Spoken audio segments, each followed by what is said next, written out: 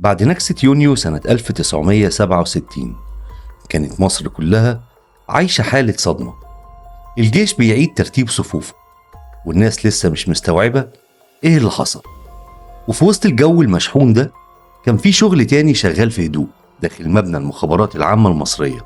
هناك ما كانش في وقت للكلام الكتير ولا المجاملات، لأن كل أسير راجع من عند دولة الاحتلال كان لازم يتحقق معاه بدقة شديدة، مش علشان حد بيشكك في وطنيته، لكن لأن المخابرات كانت عارفة كويس إن العدو وقتها كان بيستخدم كل الأساليب الممكنة علشان يجند أسرى مصريين ويحولهم لجواسيس بعد رجوعهم البلد. وفي يوم من الأيام دخل ضابط احتياط مبنى المخابرات. شكله كان مرهق، صوته هادي، ووشه عليه آثار تعب واضح. قعد قدام المحققين وبدأ يحكي اللي حصل معاه وقت الأسر. قال إن هو اتعذب واتضغط عليه، وإن الإسرائيليين حاولوا يطلعوا منه أي معلومات تخص الجيش، لكنه رفض يتكلم. كلامه من بره كان مترتب، وكان مترتب زيادة عن اللزوم. واحد من الضباط كان مركز معاه بشكل غريب، لأن في حاجة مش مريحة في كلامه، ولأن الموضوع ما كانش في كلامه بس، لكن كمان كان في الفرق بين كلامه وكلام باقي الأسرى اللي رجعوا معاه. زمايله كانوا بيحكوا عن تعذيب مرعب، إهانات، وضرب مستمر، لكن في تفاصيل معينة تخصه ما كانتش راكبة على بعض. الأغرب بقى إن بعض الأسرى لمحوا إن معاملته هناك كانت مختلفة شوية، مش مميزة بشكل واضح، لكن برضه مش طبيعية. وده خلى الشك يدخل قلوب ضباط المخابرات. واحد من الضباط سأله وقت التحقيق: أنت متأكد إنك قلت كل حاجة؟ ضابط الاحتياط رد بسرعة: دي الحقيقة يا فندم، وأنا ما عنديش حاجة أخبيها. التحقيق خلص وضابط الاحتياط خرج من المبنى عادي، لدرجة إنه كان فاكر إن الموضوع انتهى وخلاص، لكن الحقيقة الموضوع كان لسه بيبدأ. بعض الضباط وقتها طلبوا القبض عليه فورا، وقالوا إن احتمال كبير يكون اتجند لصالح الموساد. لكن في ضابط تاني كان رأيه مختلف، قال لهم الراجل هياخد فرصته كاملة. وهنا اتاخد القرار الأخطر، إنهم يسيبوه يتحرك بحرية، لكن تحت مراقبة كاملة. كل خطوة محسوبة، كل تحرك مرصود، وكل كلمة بتتسجل، لحد ما المخابرات اكتشفت الحقيقة. ومن هنا تبدأ قصة الجاسوس الخاين عبد الفتاح عوض، ونقول الحكاية من أولها. الحكاية بترجع لسنة 1942، وقت ما اتولد عبد الفتاح عبد العزيز عوض في قرية مصرية بسيطة من القرى اللي الناس كلها فيها بتعرف بعض. عبد الفتاح عوض من صغره كان هادي ومش بتاع مشاكل، وده خلى أهله شايفين فيه مشروع الابن الجدع اللي يعتمدوا عليه. اهتم بتعليمه جدا، وفضل ماشي في السكة التقليدية لحد ما خلص دراسته الجامعية وخد مؤهل عالي من واحدة من الجامعات المصرية. وبحكم انه الابن الأكبر، والده كان نفسه يفرح بيه بسرعة، فقرر يطبق المثل المعروف زيتنا في دقيقنا، وقال نجيب من بره ليه، واتفق مع العيلة انه يخطب بنت عمه. لكن الجواز اتأجل شوية لأن عبد الفتاح كان لسه مطلوب للتجنيد. ومع بداية سنة 1964 لبس البدلة العسكرية لأول مرة، وده بعد ما تم اختياره كضابط احتياط لمدة 3 سنين. وفي الوقت ده كانت حرب اليمن مولعة، ومصر مشاركة فيها بقوات كبيرة جدا. وللناس اللي يمكن ما تعرفش حرب اليمن بدأت يوم 26 سبتمبر سنة 1962، ومصر دخلت فيها بعد أيام قليلة جدا.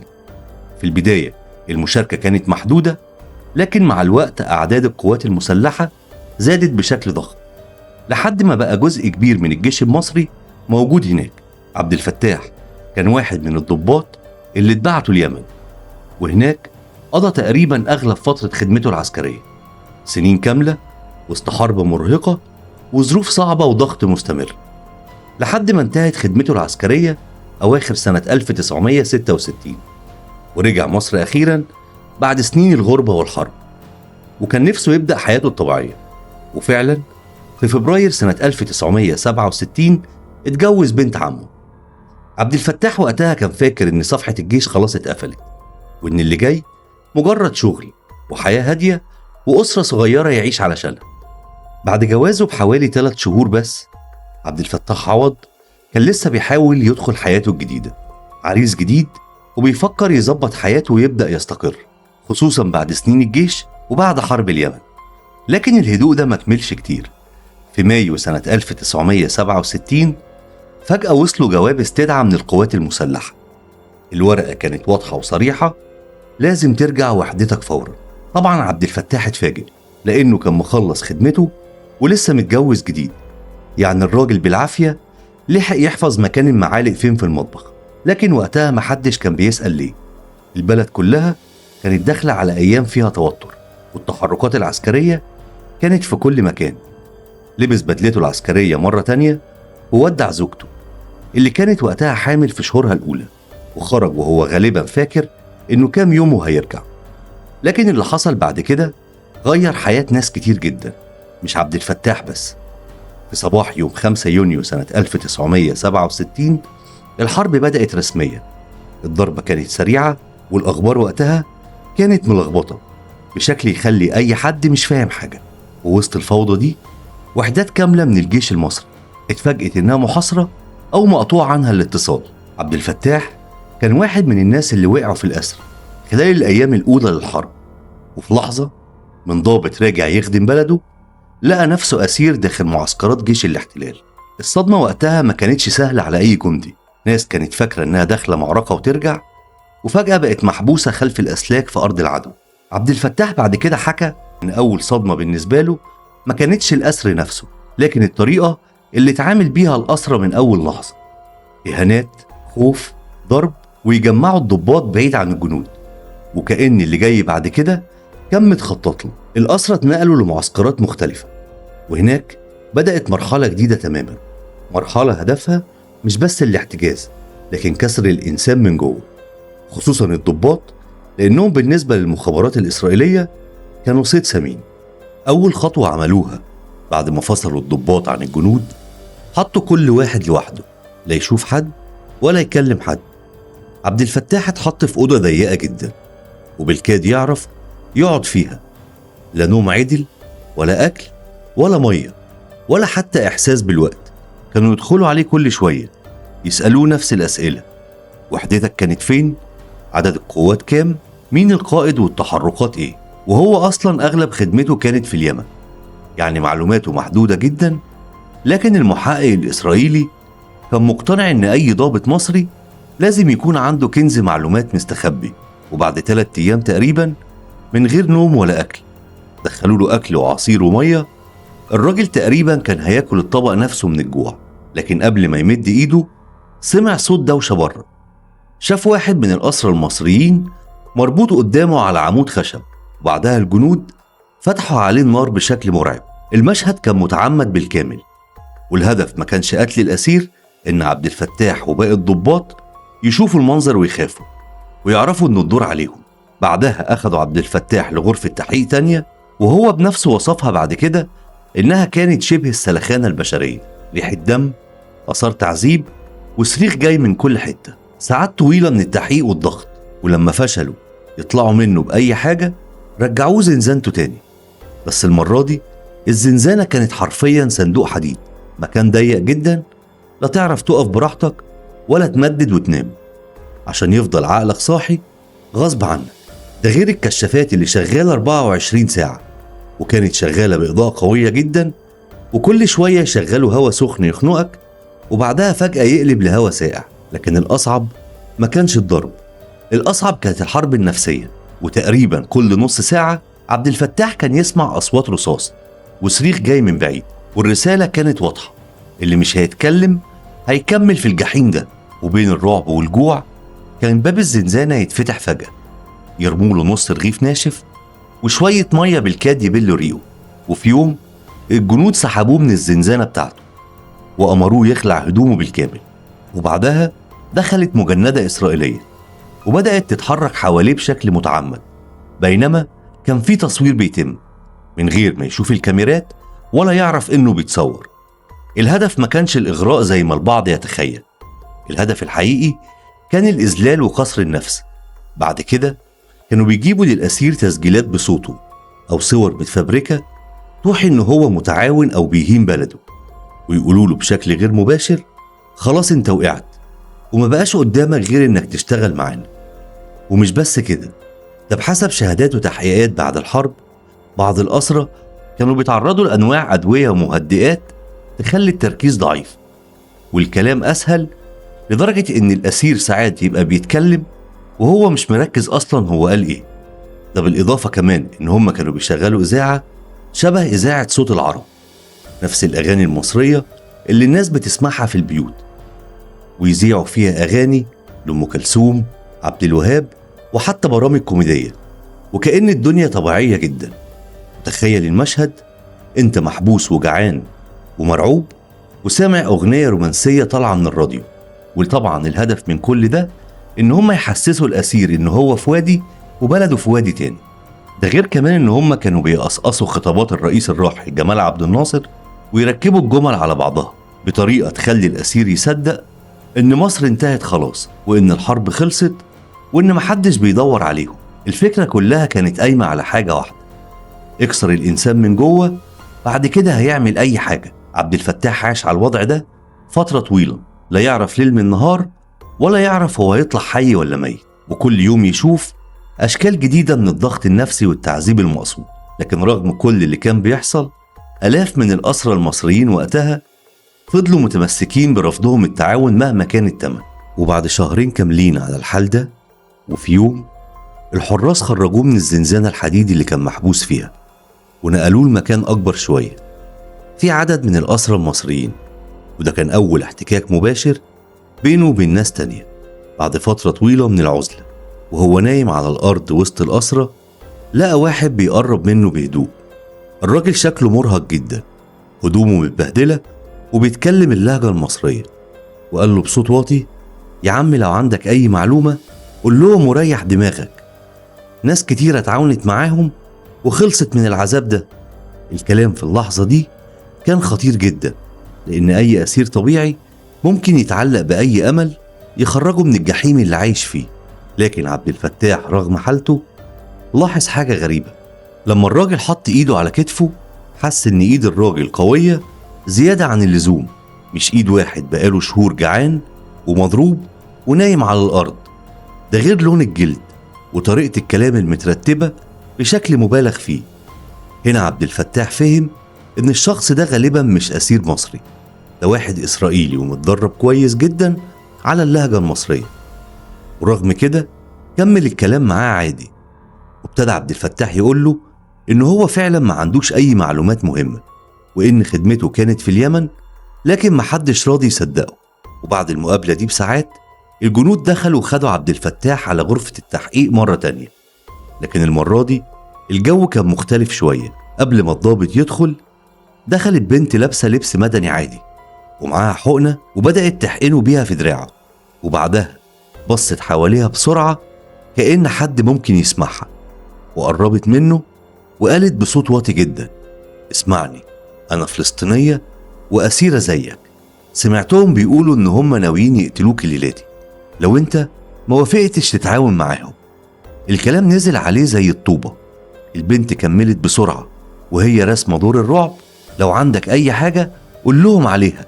وبعدين خرجت بسرعة قبل ما حد يدخل.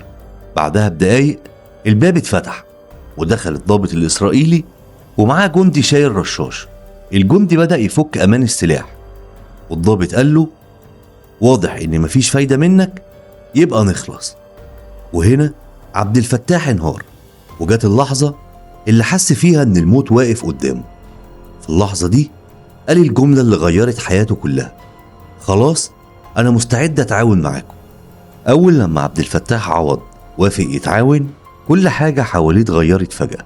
وده طبعا ما كانش كرم أخلاق منهم، ده كان جزء أساسي من الخطة. من شوية كان محبوس في زنزانة ضيقة لا يعرف ينام فيها ولا يقف، دلوقتي فجأة لقى نفسه في أوضة نظيفة، سرير مترتب، أكل محترم، ودكتور داخل يكشف عليه كأنه نزيل في فندق مش أسير حرب.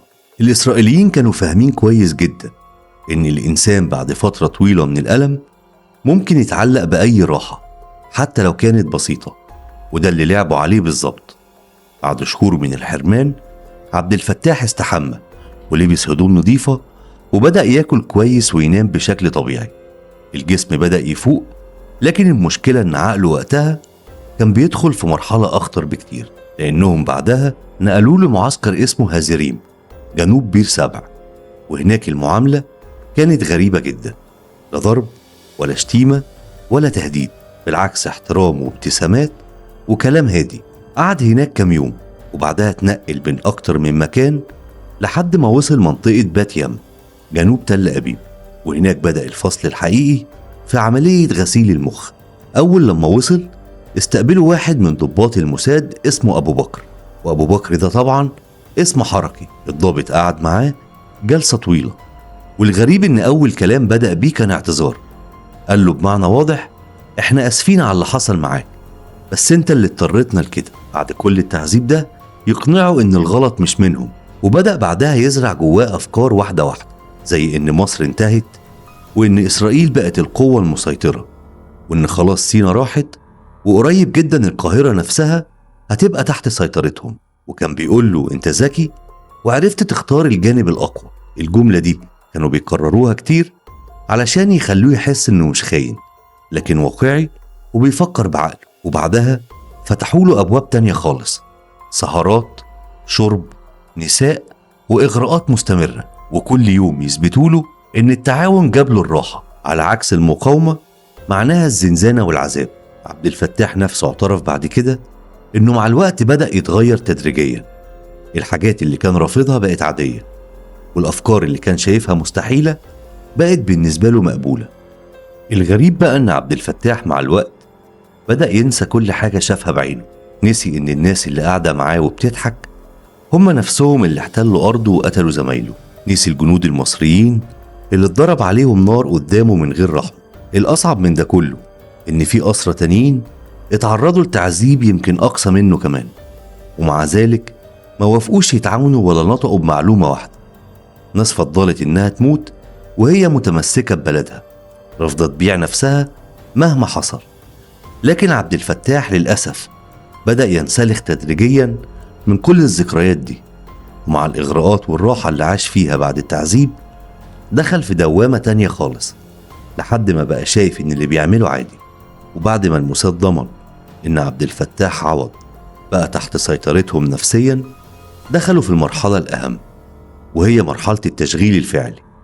يعني باختصار كده، من أسير حرب لمشروع جاسوس جاهز للشغل. وساعتها نقلوه لمكان مخصص للتدريب، وهناك بدأوا يعلموه حاجات ما كانش يتخيل يوم إنه ممكن يستخدمها ضد بلده. أول حاجة كانت طرق التواصل السري، إزاي يكتب رسائل بالحبر السري، وإزاي يخفي معلومات جوه ورق عادي كأنه جواب طبيعي. وتعلم كمان استخدام الرسائل المشفرة، وإزاي يبعت معلومات من غير ما حد يشك فيه. علموه يلاحظ أي تفصيلة تخص الجيش المصري، زي عدد عربيات داخل المعسكر، نقل معدات، حتى كلام الضباط ما بينهم وما بين بعض. أي معلومة بالنسبة لهم كانت كنز.